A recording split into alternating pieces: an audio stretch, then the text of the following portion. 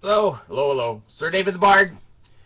I'm up here in Midway, Utah, and I'm hiding in President Monson's garage of his house up here that's $1 million house. Anyway, he'll never look in the garage and find me, and if he does, I'll just say I'm one of him, showing my garments.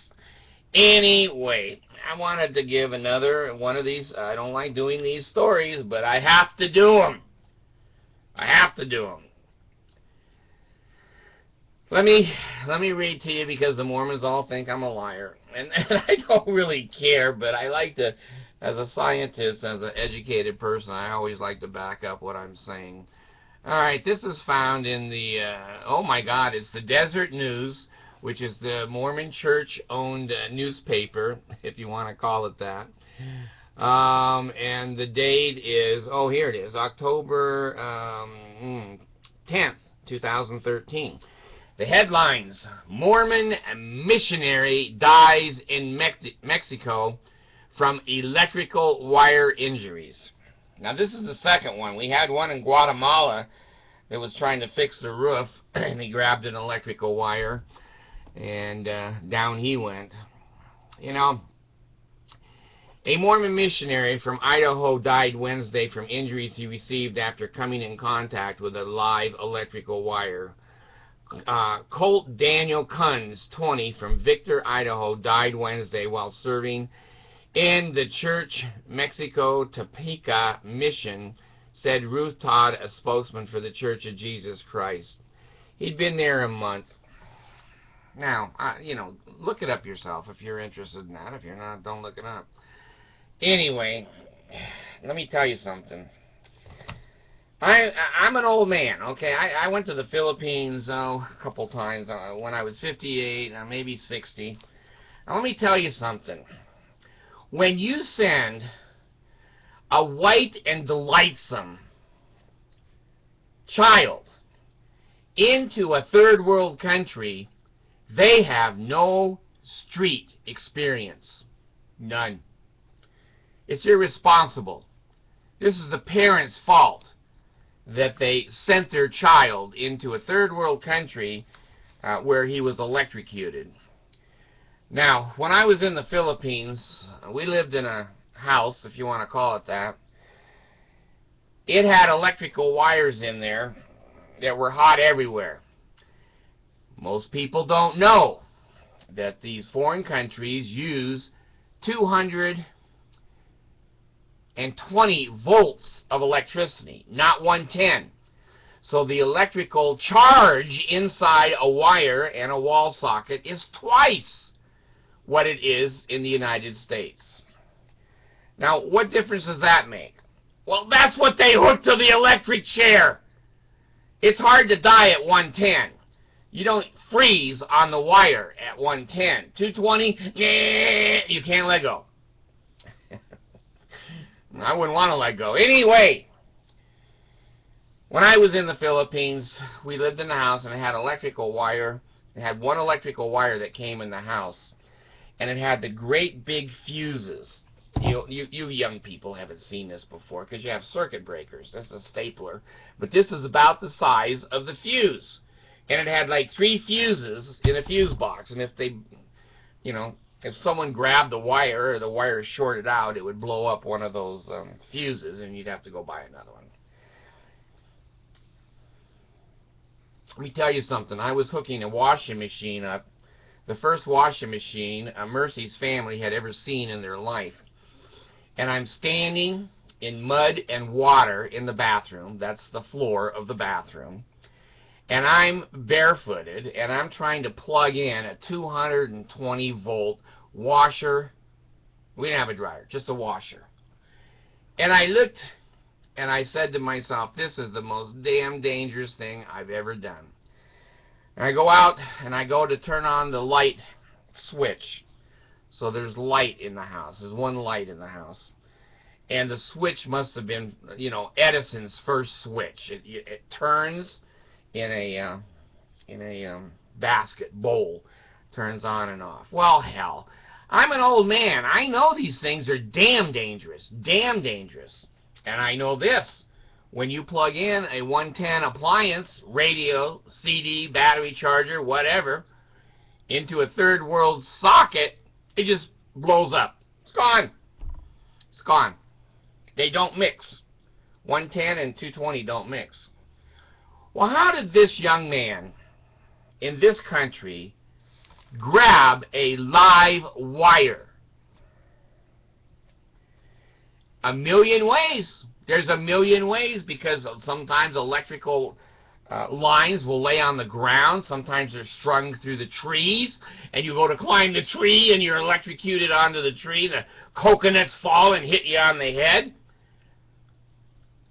This is child abuse. I'm going to tell you right now. This is the 12th missionary. More than one a month has died from the Mormon church, sending them into God knows where countries to tell people about the pedophile Joseph Smith. If the people were interested, they go to the library and look him up in a book. They don't need the 18-year-old girls, 19-year-old girls banging on their doors going, "Hey, we got something for you." And they open the doors up and they go, "Yeah, we got something for you too." They kidnapped 2 of them down there in Guatemala. That's been about 6 or 8 months ago. Held them for ransom. And the girls were very, very smart. They made the captors read the Book of Mormon. The captors were so bored they just let the girls go. "Get the hell out of here. We don't even want to capture somebody like you." I feel bad for the family, and my condolences, which are worth nothing because of who I am. But I do want to say, this is child abuse. Who the hell would send an 18-year-old boy who just graduated from high school, who has no idea of the language, no idea of the snakes, the jungle, the spiders? God, when I was in the Philippines, I saw animals that I didn't think God had even created. They just grew up. I slept at night, and I was saying to Mercy, I said, "What the hell is all that noise up in the ceiling?" She says, "Oh, that's rats. They usually don't fall through."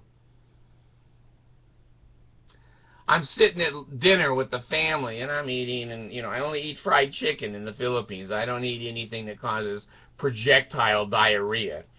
I'm eating.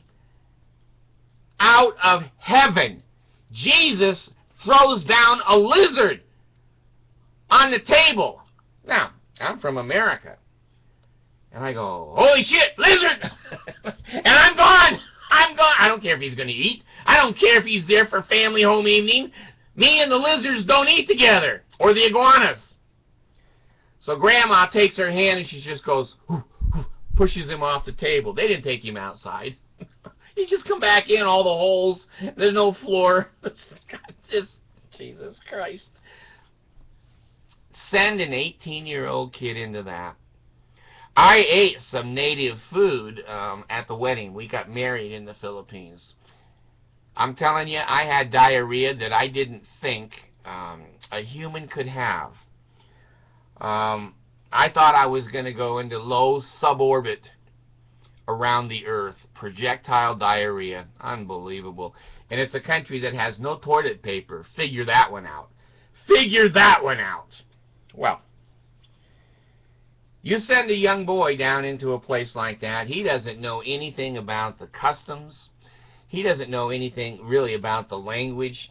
He doesn't have street knowledge. I remember I parked my motorcycle on the street in Butuan, Mindanao, in front of the doctor's office. I had Abigail with me. She had a raincoat that we didn't need, and so we just put it on the back of the motorcycle.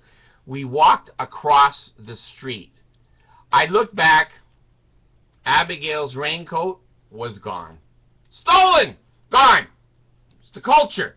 I had to learn. Thank God it was like a $3 item that I didn't leave some $200 radio or something, which I did at the Manila airport. I came through the airport security area there, and I had a nice little CD player, and I forgot to pick it up when I came through. And 5 minutes later, I went back to the post, and I said, "I left my CD player here." She said, "Well, we don't have it." I said, well, do you have a lost and found here in the Philippines? She says, no, we have just a found. I learned. I learned. I took my girls on a carriage ride in Manila. An American. As an American in a third world country, you stick out like a penis on your forehead with an erection. Everybody sees those Americans. Anyway, I take the girls on this little carriage ride, and before we go, I say to the man in charge of the horse, how much? Ooh, 30 pesos. I said, now is that round trip from here, out, and back? 30 pesos. See? See? Okay, so we get on there. He drives us to the park. Stops. A man at the park comes over to the carriage and goes, 100 pesos to go home. I say, you have shit for brains? No, you must walk.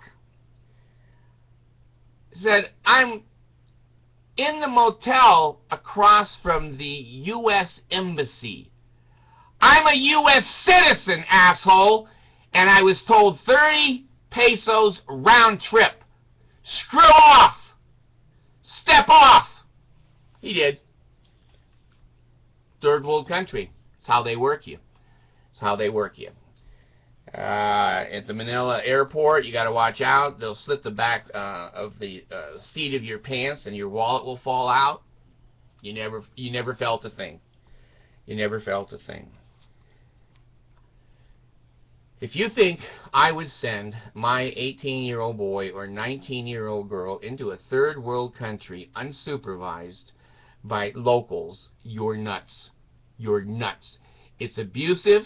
The Mormon Church should pay $1 million for every death of a missionary, have an insurance policy on them, and the parents should take $2 or $3 million policy out on the child. Now here's the problem. I used to sell insurance. No insurance company, other than maybe Lloyd's of London, would insure a kid that age going into a third world country. What does that tell you? What does that tell you? Insurance companies know what the hell they're doing when it comes to death. They know who's going to die this year. They just don't know the names. They know how many, but they don't know the names of the people. Well, point being, no insurance company is going to insure. And when you can't get insurance, maybe a parent should sit down and say, now, Becky, you know what? There's no insurance company in the world that's going to insure you down there in Makamuka Gukambaka jungle. Well, Dad, I have my garments, so I'll be okay. Well, honey, I hear the tigers eat garments real quick. Don't send your kids out there. Send out the internet, I don't know, drop damn balloons over the jungle, go on the radio or the TV, I don't care. But to send a young person at that age who's never lived, never had a family, never had married, well, most of them had sex, so they didn't miss the whole world. But anyway, to send them down there is atrocious.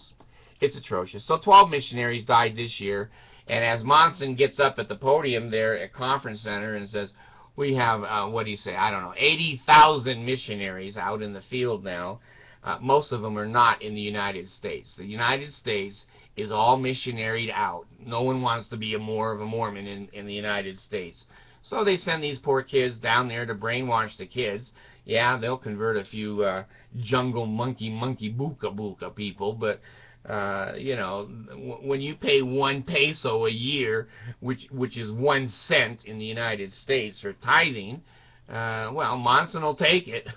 He'll take as many pesos as you'll send. But anyway, my condolences. There's electrical wires everywhere. There's no sidewalks. There's no steps. There's no handicapped entrances. There's no elevators. There's, like I said, electrical wires strung through the trees. Phones that never work are strung through the trees. Roads that have, holes in them with no warning. You just fall in the hole and you never see it again. Caribous, alligators, monkeys. Monkeys can be dangerous. If you don't speak monkey, they'll grab you. Those bastards. Thanks.